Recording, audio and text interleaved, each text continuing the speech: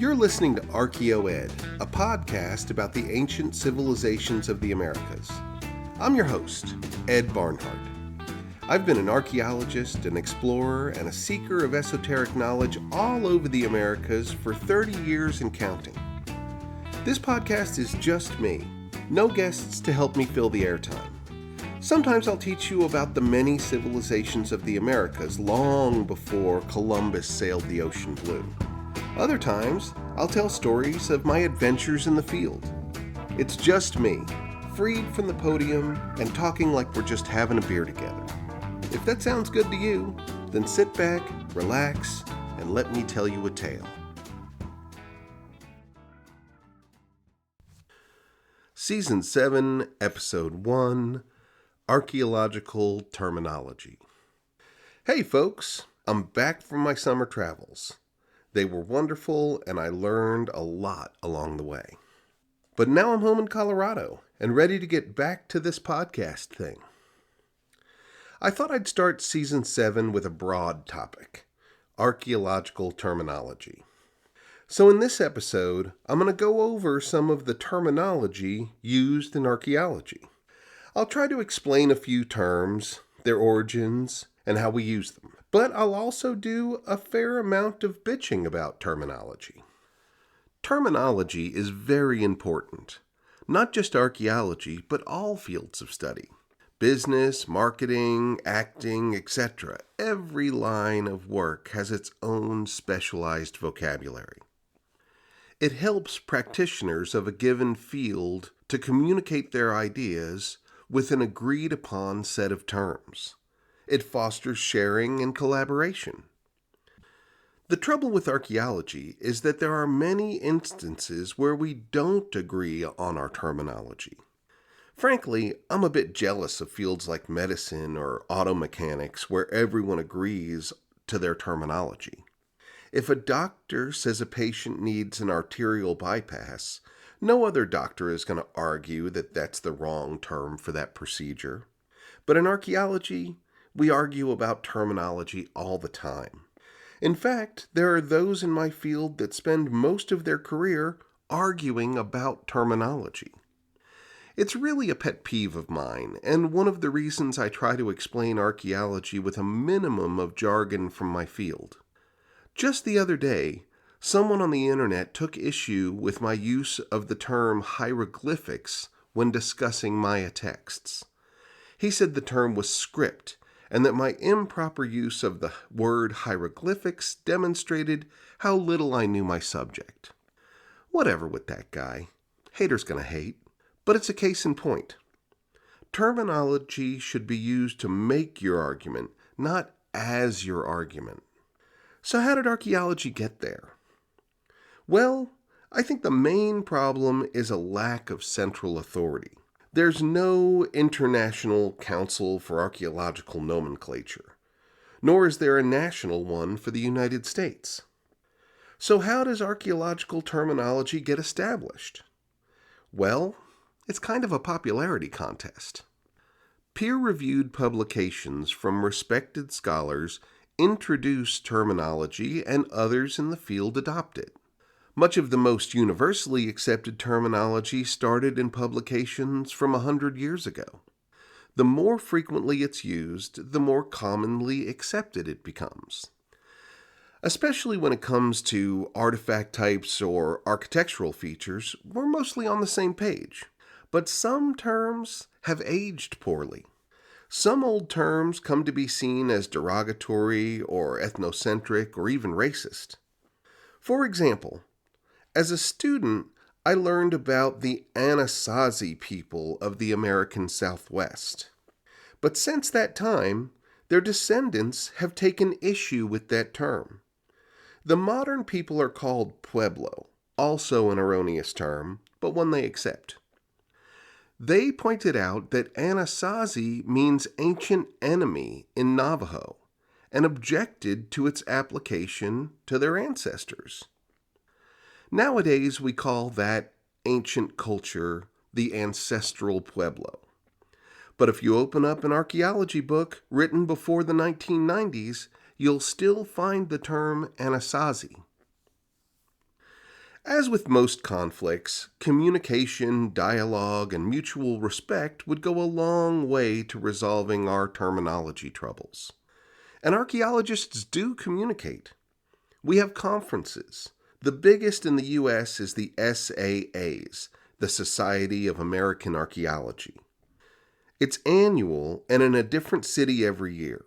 Thousands of people, mostly archaeologists, attend. We learn about each other's work through symposiums and share ideas. Hundreds of papers are presented over a long weekend, and that's where professional discussions of modern terminology take place and disseminate from. Now, a lot of those weekends are spent in the bar with our buddies, but that's just an occupational tradition. It does promote communication and camaraderie, I'll say that for it. There are many other conferences, large and small, that take place all over the Americas. One of the first and most important of them was the Pecos Conference. Held in 1927 at Pecos Pueblo, New Mexico, it was the first formal meeting between archaeologists of the American Southwest. Starting in the 1880s, the Smithsonian sent ethnologists and archaeologists into the Southwest. Others followed, not all of them archaeologists. Some of them were those antiquarian types who were more interested in looting the sites than recording them. A serious amount of damage was done to a number of sites. That triggered Teddy Roosevelt to sign the Antiquities Preservation Act in 1906. It applied to archaeological sites across America, but it was the ruins of the Southwest that Teddy was particularly concerned about. Government-funded investigations and preservation projects flooded the Southwest, both from museums and universities. By the 1920s, hundreds of excavations had been conducted, but there was a lack of unified terminology. Teams were finding the same kinds of pottery, but giving it different names. Carbon-14 dating was still 30 years away, so ceramics found in different stratigraphic levels was the primary way of dating sites, a process called relative dating. Stratigraphy profiles were made, but rarely compared site to site. One of the biggest projects of the time was Alfred Kidder's excavations at Pecos Pueblo along the Rio Grande.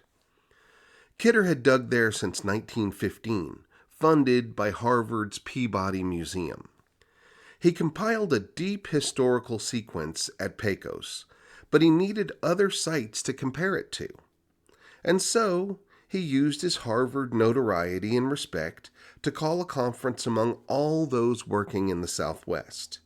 That was the first Pecos Conference in 1927. The primary goal of the meeting was to establish agreed-upon classifications, historical sequences, and terminology.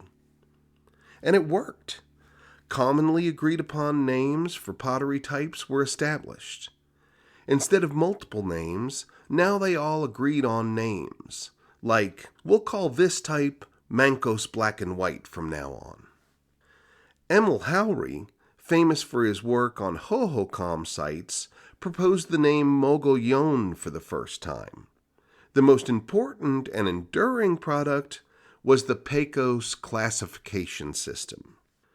Though chronology was still loose, they agreed upon a sequence of cultural developments in the Southwest. Beginning with an archaic period, it progressed through Basket Maker 1, 2, and 3, and on through Pueblo 1 through 5 until Spanish contact. They didn't even know about the Paleolithic yet, though archaeologists in New Mexico that very same year of 1927 would for the first time confirm a Folsom Point connected to a bison antiquus. I guess my point with that story is this. Archaeological conferences create and curate the terms we use, and have from the beginning. It's a communal process. I'll take my first commercial break here, and when I return, we'll talk about terms for Artifacts and Architecture. People ask me for book recommendations all the time, and I've got one for you.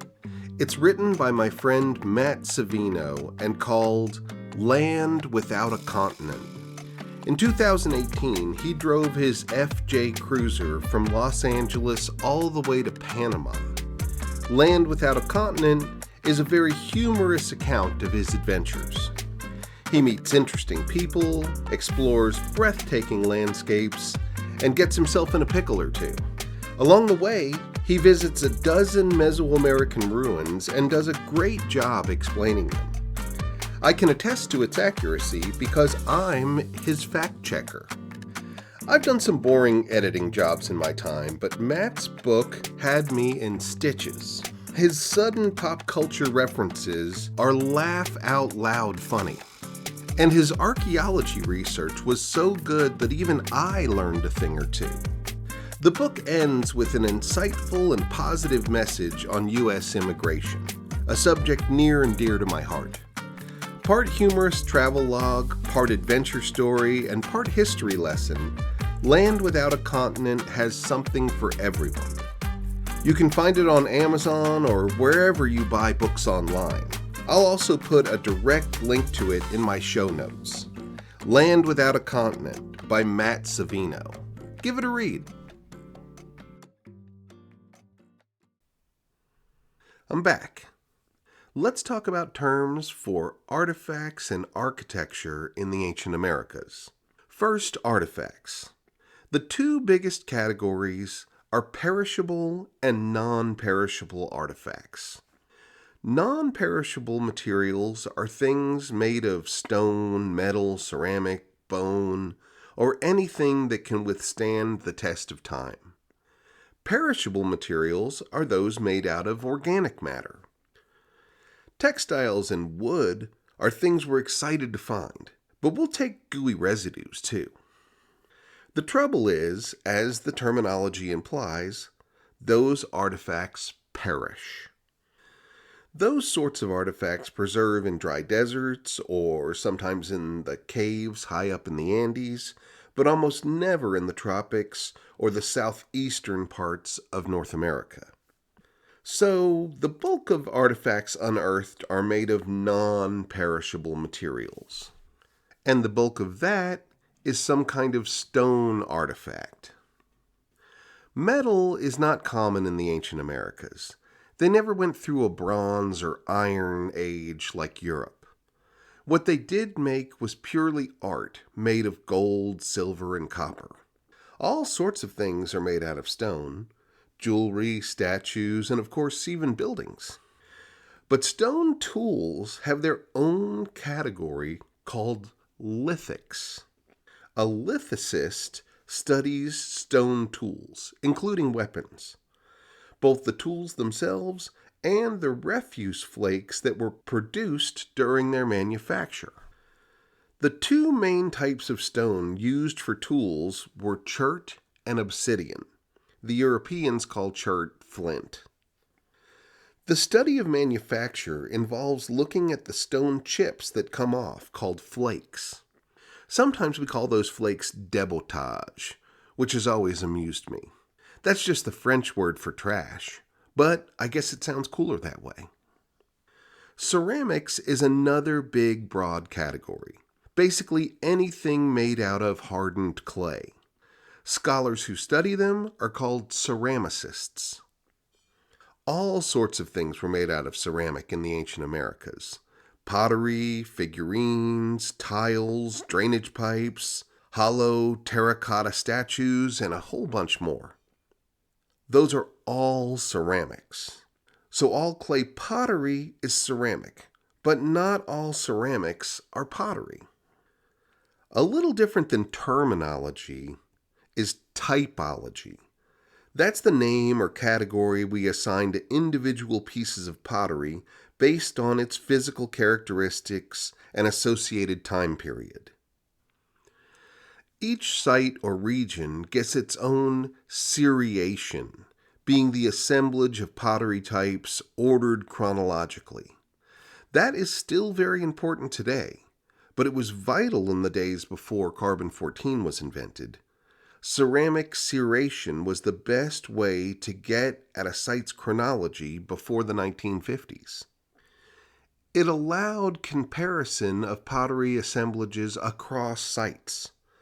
Archaeologists could then say, hey, both of our sites contain Kayenta polychrome, so now we can say that they are contemporaneous and connected by trade. Finding a whole pot is rare.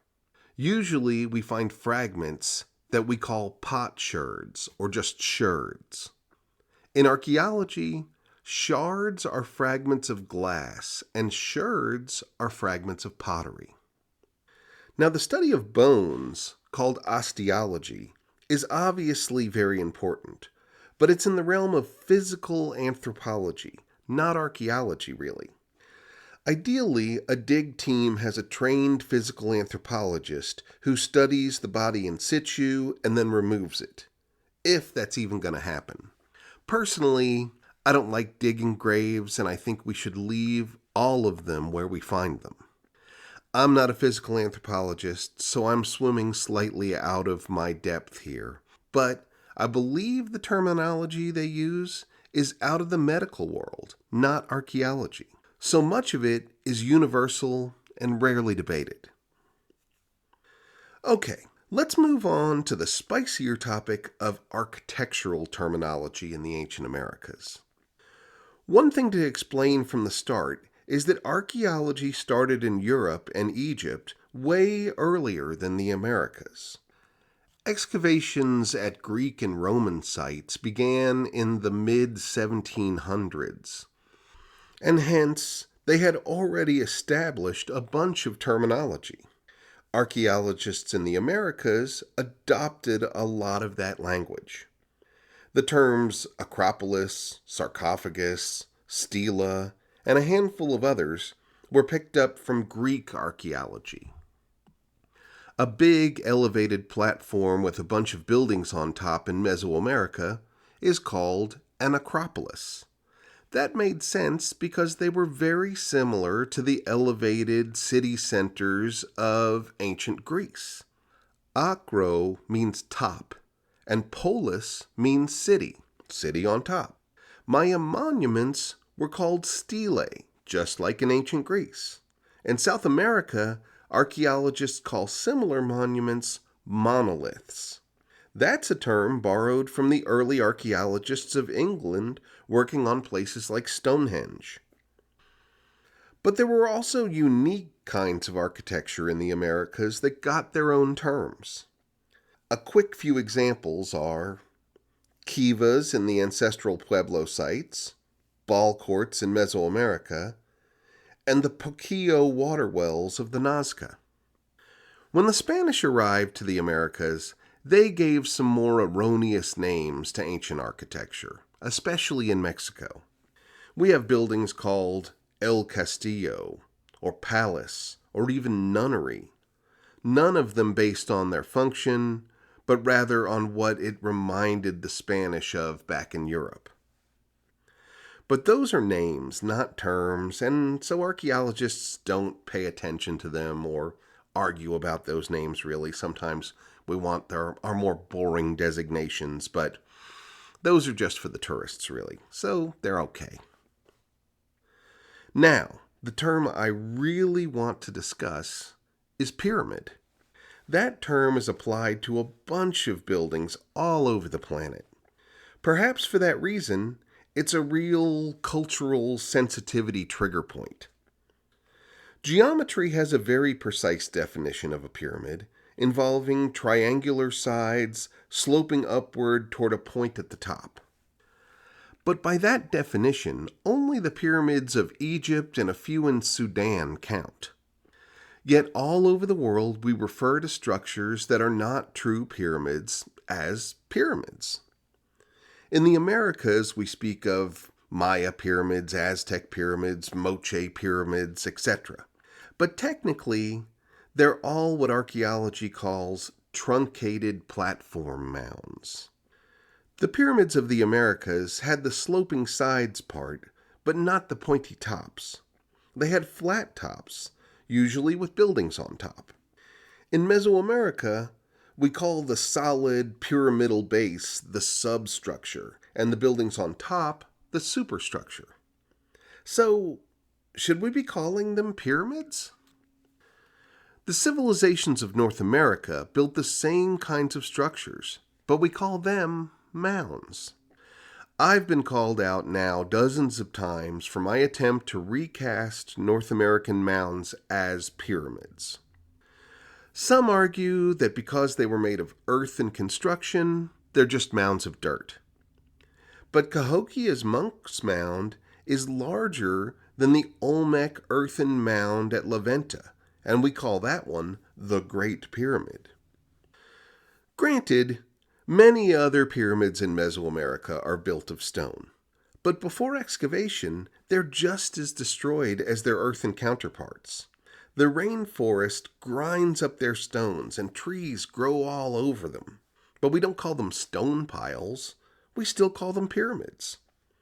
The adobe brick pyramids of the Peruvian coast literally melted, but we still call them pyramids. I actually support the use of the term pyramid in all of those cases, not because of their exact shape or construction material, but because of the historical relevance it places upon them. These massive achievements of ancient engineering need a term that denotes their importance. Mound, or even truncated platform mound, doesn't do it for me.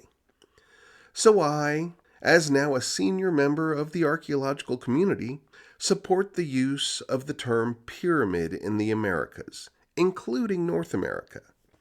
That being said, I hear the pushback about calling mounds pyramids, so lately I've been shopping a new term, earthen pyramid. What do you think? Is that a compromise we can live with? I really just want people to recognize that by archaeology's own willy-nilly criteria, that there were also pyramids in North America.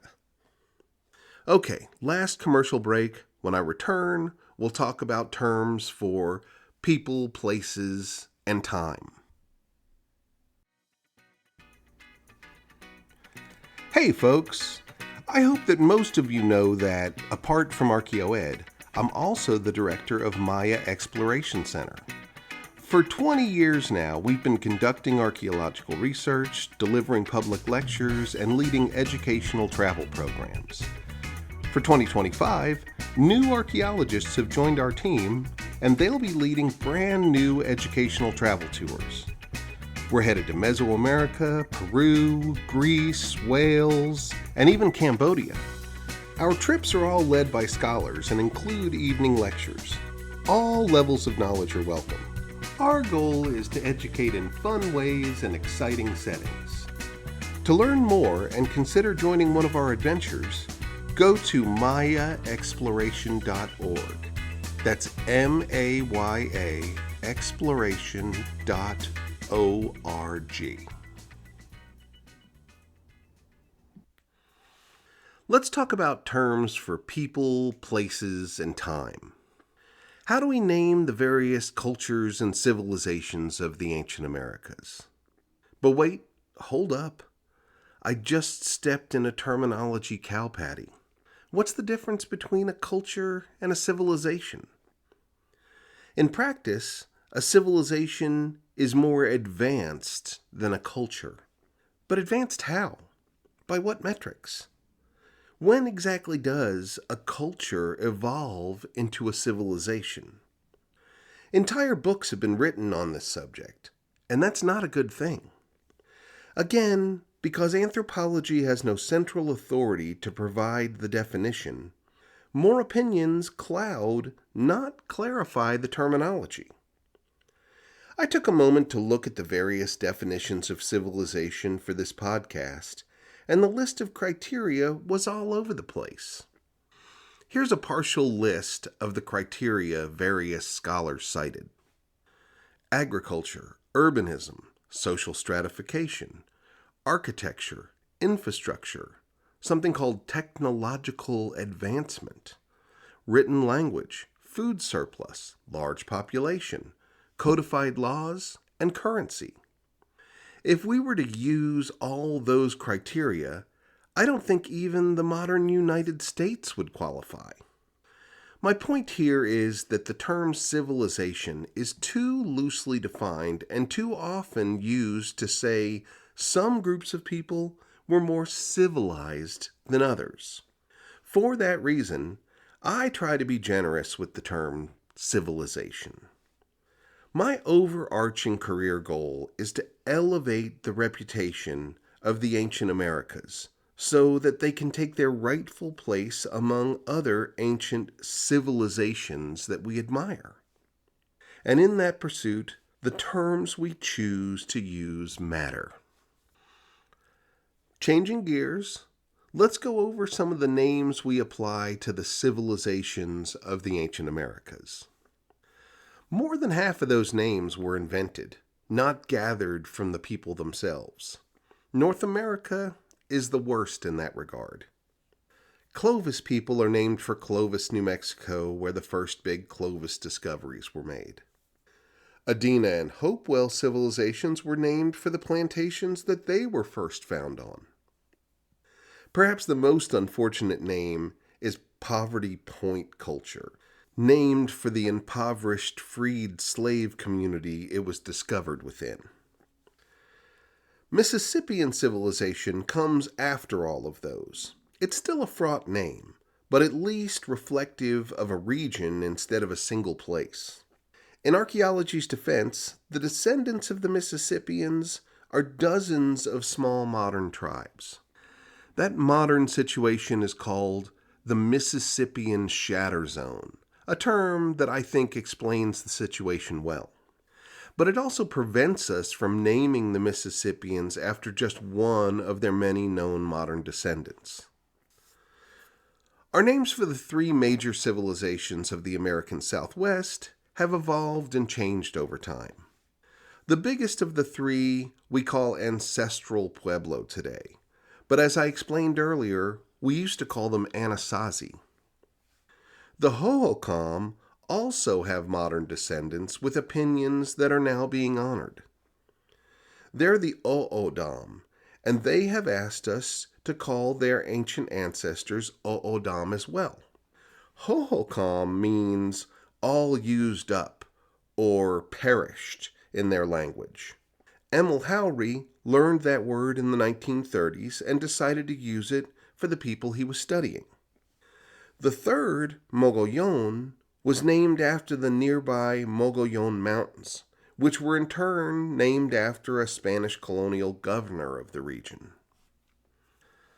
Mesoamerica's naming conventions are a mixed bag. Some have pre-Columbian roots, some were confusions, and some were just plain made up. The pre-Columbian ones include names like Aztec, Mexica, Zapotec, Mixtec, and probably Huichol too. There are more, that's just some of the most commonly known. Then we have a few misunderstandings resulting in culture names. The Olmec were named after the people who lived there in Aztec times, not 3,000 years prior. The ancient Maya did not call themselves Maya.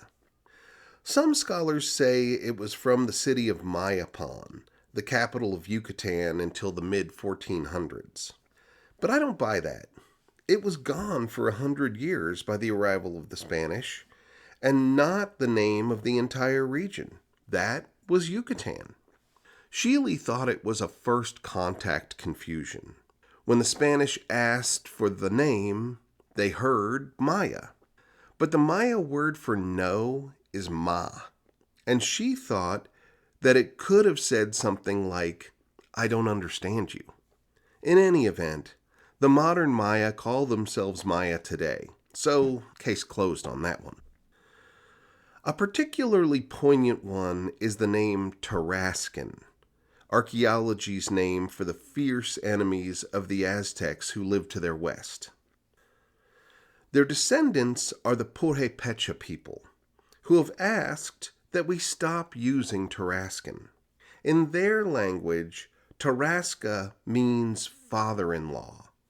As the story goes, the first Purepecha to be conquered by the Spanish called themselves Tarasca, meaning that the Spanish could take their daughters if they would just leave the community alone.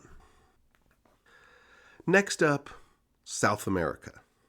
There are two main regions of ancient civilization there, Andean and Amazonian. Archaeology in the Amazon is still relatively new, so much so that our names for the civilizations being found are still evolving there. At the moment, most of them are named after the regions they're found in. The Andean region, on the other hand, has been studied for over 100 years and has well-established names. The Spanish met the civilization we now call Inca. But like the Maya, that's not what they called themselves. That was the title of their supreme ruler, the Sapa Inca, or more generally their ruling class. Their modern descendants are called Quechua, after the language they speak. But even that was taken from the Quechua words Keswasimi, meaning valley speak, and referring to the valley of Cusco. At its height, Inca civilization was 10 million people, groups with all sorts of names. Some scholars think that they were named Runa, which is simply people in Quechua. A few other culture names did survive from pre-Columbian times. The Chimu were still there at contact, the recently conquered kingdom of Chimor. Their rulers, like the Inca, were called Chimu. Nazca also appears rooted in their ancient name. Chavin civilization was named after the site of Chavin de Huantar, and that name was from the local indigenous language, Chavin meaning center, and Huantar being the name of a local plant common to the region.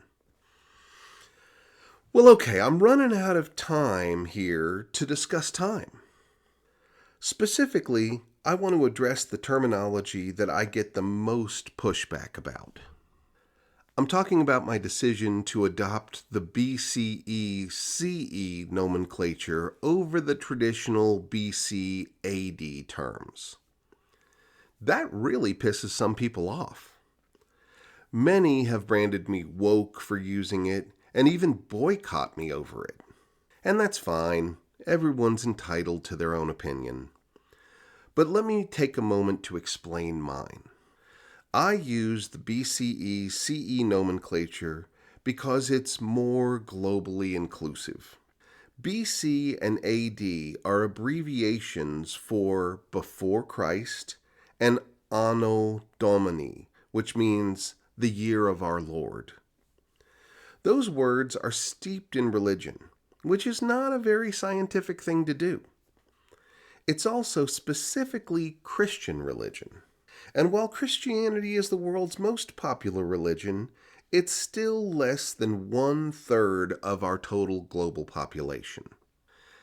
That other 2/3 have already agreed to go with the Western world's calendars instead of their own. Must they accept Christianity along with it? I have respected colleagues who are Buddhists and Hindu. Must they discuss chronology with me in terms of the birth of Christ or the year of our Lord? CE means current era, and BCE means before current era. To me, removing overtly religious terminology from the way we discuss global concepts is moving us towards a more unified humanity. It's more neighborly. You know?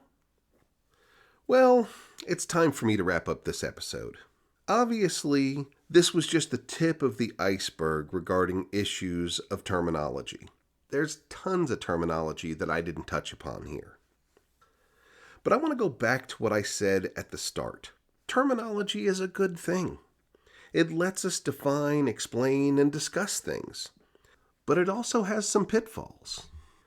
Its biggest is its ability to disparage the things it defines. Words matter. They can be used to elevate or denigrate. Religion versus superstition. Culture versus civilization. mound versus pyramid. One man's terminology is another man's label. The words we choose to use conjure an image in the minds of those who hear them. As an educator, I take that responsibility very seriously. I choose to use terminology that elevates the cultures I discuss. The other pitfall is using terminology as the argument instead of for the argument. In almost every case of this that I've encountered, it's somebody who wants to reject new terminology updates. They argue about the AD-CE thing, or the definition of civilization, or geographical terms. But a lot of it feels like gatekeeping. It's like saying, you can't call mounds pyramids or it puts those people in a category they don't belong to. It's especially difficult in the study of the Americas, where we're trying to convey the true sophistication of its ancient civilizations. Okay, I'm done bitching. I'll leave you with a final thought. As I prepared this episode, I thought to myself, what's the term for what I'm doing here? What's my title in these new endeavors? Podcasts and YouTube are not classrooms, so teacher or educator doesn't feel right. Creator is a general term for people who make internet content, but that sounds kind of frivolous. So I went to my community, other people talking about archaeology on the internet. The term I found most of them using was science communicator. So maybe that's what I've become? Heck, I don't know. I'm just going to keep going and I'll figure it out on the way. Until next month, this is Ed, signing off. You've been listening to ArchaeoEd, a podcast about the ancient civilizations of the Americas. If you like what you heard, please click like, subscribe, and tell your friends. If you didn't, don't do any of that stuff.